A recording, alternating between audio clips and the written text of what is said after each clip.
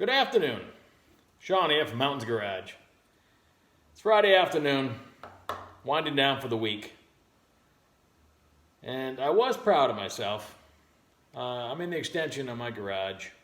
I cleaned it 3 weeks ago, and I've kept it clean for 3 weeks. This week, it looks like a bomb went off. I bought a whole load from the estate of a stock car racer that passed away. I didn't know him.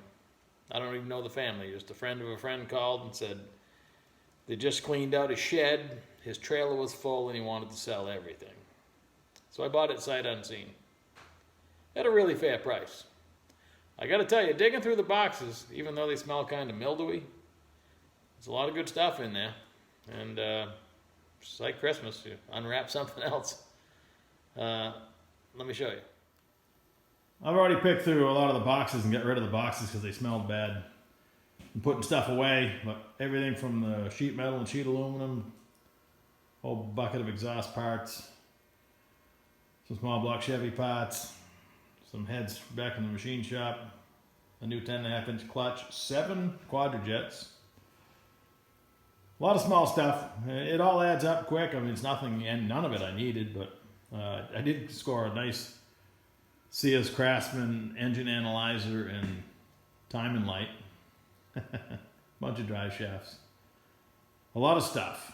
Just stuff. You got to pick through it, and I organize everything, and I'll use it, and I'll be happy I bought it someday. Almost forgot there was some new Felpro gaskets, a new comp cams, camshaft, small block. Some good stuff. In my last Shop Life video, vlog, whatever you want to call it, I told you I'd ordered a set of brushes for my trusty 3/8 non-fuel Milwaukee M18 impact wrench. I changed it. They're back here, but the wires run down to the switch. So it requires complete disassembly of the entire unit, and I had to do it a couple times. I didn't read any instructions or even try to go online to think. I figured, how hard can it be, right? So I get it all back together the first time. It's really not that hard. You pull the nose cone off, you split the case in half. This slides into a couple grooves, and the motor itself comes apart in 2 pieces. Well, when you put it back in the case, it only goes one way. It'll fit several ways. It only belongs one way.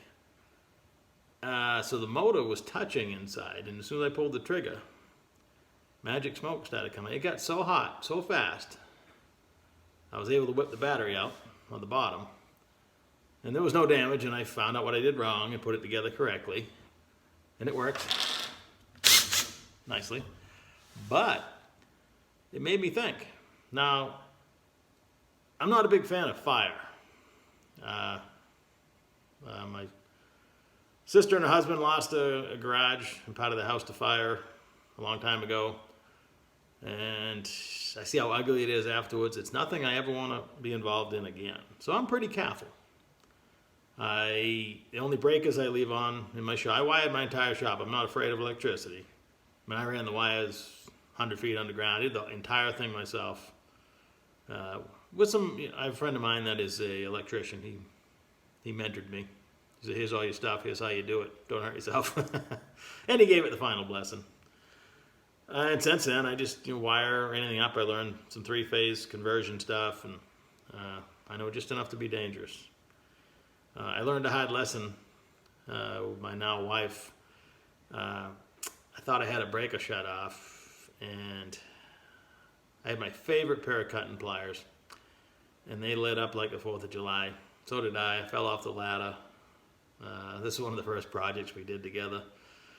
We still talk about it, but I never work on a circuit now without checking. I shut the breaker off, and then I have a little tester that tells you whether it's wired correctly anyway, and make sure it doesn't light up. But anyway, it got me to thinking, there's no fuse in this baby. I got 18 volts of lithium power ready to melt something, and I leave these sitting around with the batteries in them all the time.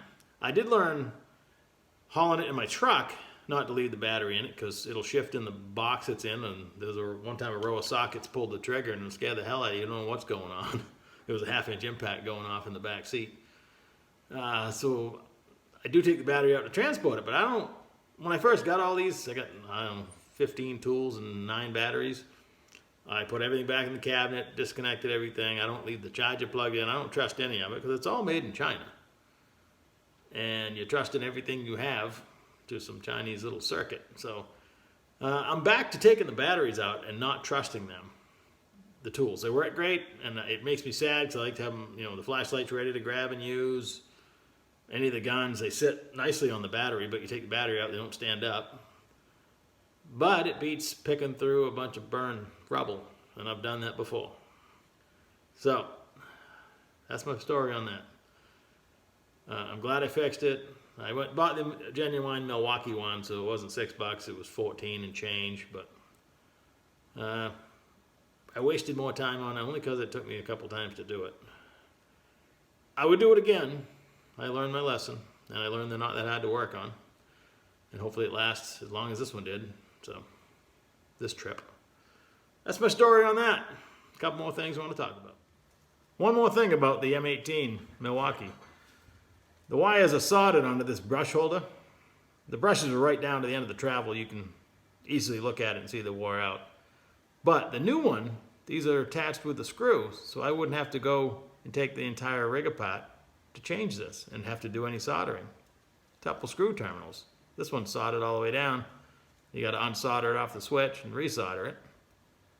Surprisingly, I didn't have to add any solder. I warmed it up, pulled it out, shoved the new one in. Pretty slick. There was enough solder on it to do that. Good quality solder. But now, next time, it'll be faster. I've had this booster pack well over 10 years. It went I don't know how many miles in my race car trailer. I almost never use it. But it's good to have.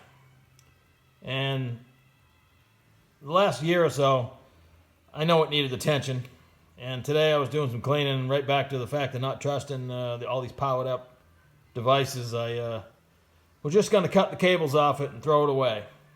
But I couldn't do that. So, took about 8 screws out of it. Pretty simple. Just needs a battery, which I just ordered online. $35. I don't think I can replace this with $35. It's a nice unit. I don't have to jump a lot of stuff, but the reason it died, one, the battery's 10 years old. It might have died anyway, but I didn't charge it. It says it was charged every 3 months, and I might have got a little lax on that due to lack of use. But hopefully, next week I'll have it all back together. Next time we talk, maybe it'll work. I know the shop light's putting the glare on that. But that orange car was the last race car I had. I ran Top Sportsman with it, 750, 180 miles an hour. But this was, again, about 10 years ago. Everybody was going to digital control, ignition control, and everything I had was still old and analog. And I still had a 12-volt battery. We had a voltage meter in the car. If it said 13 volts or higher, like right off the battery charge, 12.7 is normal on a battery. You probably already know that. If it was floating around 13 volts, when I hit the starter, it would start right up. Any other reason, if it got down to 12.7, 12.6, I could crank it till the starter fell off. So this booster pack saved me many times. We kept it in the golf cart. That's why it's kind of faded. She spent some time in the sun, but I kind of owe it. I should fix it because it did save my bacon a couple times. The last race I attended with the car before I took it apart and sold it was the last IHRA national event at New England Dragway. It was second round on a Saturday night. There was an oil down, and we got set in the staging lanes for a long time. And I had a 12-volt nitrous bottle heater because it was getting cold and my nitrous pressure was dropping. And I had a close race coming up. So I used a 12-volt bottle heater in the car a little bit, and then we end up running back and grabbing a small generator.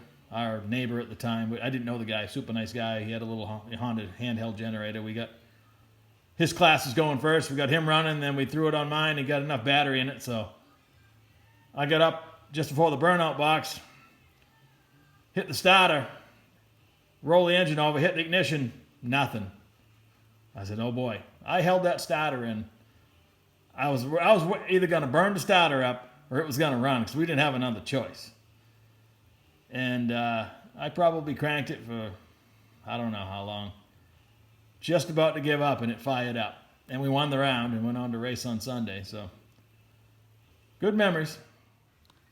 Pretty excited about having another timing light. My brother actually just had one burn up on him. I wish I could give him this one, but I guess he already bought one. So, and the old engine analyzer. I have one of each of these already, but you can't smell on the video that they kind of smell a little moldy. But I'm going to clean them up. This thing has got all the leads still in the back of it. I mean, somebody took good care of it. I'll continue to love it like they did. All right, that just about covers the week. One thing I want to note, I was kind of excited in a small way. Someday I hope to look back on this video and laugh at it, but I started making these videos in January. I didn't really know what to expect. I'd never done anything like this before. Never spent any time in front of a camera. I don't even like to talk to people. But it was amazing how slow, because YouTube requires you to have 1,000 followers and 4,000 hours of watch time to be monetized. Because I'd like to make a dime doing this, because I could do a lot more cool stuff. Who wouldn't want to do that? I mean, opportunities available for everybody. If you can have enough content and get enough people that like your channels, you have to have 1,000 subscribers, 4,000 hours of watch time. I'm not sure which will occur first, because it was hard getting that first 100 people to subscribe. And I try to keep these videos short, because the average watch time is really only 2/3 of the video. Sometimes I put a lot of stories at the end, and some stories at the end, and people are going to miss out if you don't watch the whole thing. But, so slow to crawl to 100, I jokingly said to myself, if I could get 200 by the 4th of July, that'd be incredible at the rate I'm going. Well, I hit 200 yesterday. It's not even 4th of July yet. It's only June 20-something. I don't even know what day it is. I know what day it is. I don't know what the date is. So thank you for subscribing. And I'm going to keep doing it. I probably won't make $10 on it anyway, so I really don't do it for the money. It would be nice.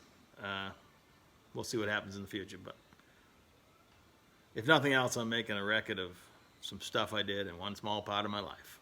Thanks for watching.